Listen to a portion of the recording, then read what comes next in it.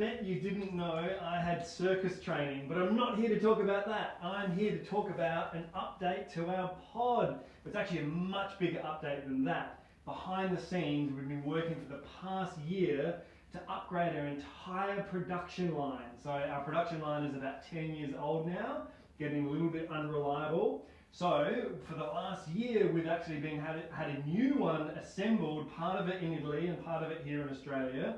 I've been building this production line, and this month it gets installed. So we rip out the old one, put in the new one, and what you will probably notice most about that is some changes to the pod as we go. So the new pod, we are no longer going to have a pouch anymore. So the reason for this pouch, actually, because 10 years ago, Nespresso had thousands and thousands of patents, and it was a much bigger concern back then, and one of their key patents was around the piercing of the back of the pod. So we chose a pod which actually, it folds in itself, so the machine wasn't piercing it. It sort of had a collapsible bottom in here if you've ever bothered to have a look at it.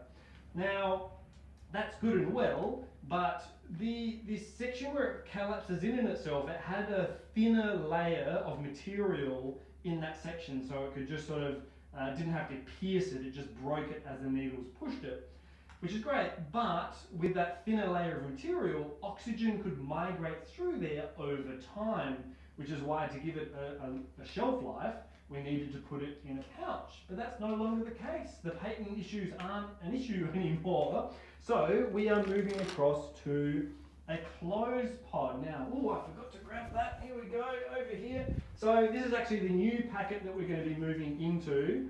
And you may not be able to notice now, but it's actually about 30% smaller than the current packaging that we have, because we're removing the pouch. We slot in the two pods in there.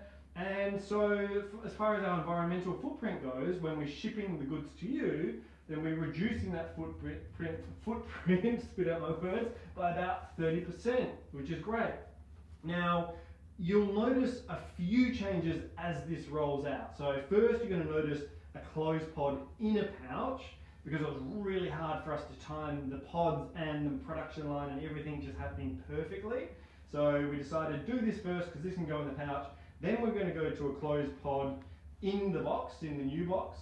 Then we're going to go to a closed pod with a paper lid, hopefully within about 3 to 6 months after the new production line goes in. We're hoping to go to this. Then the intention is to go to a fully home compostable pod after that. Now, a year ago, 2 years ago, when we were planning all of this, we would have loved for it all have happened at exactly the same time and roll it all out at once.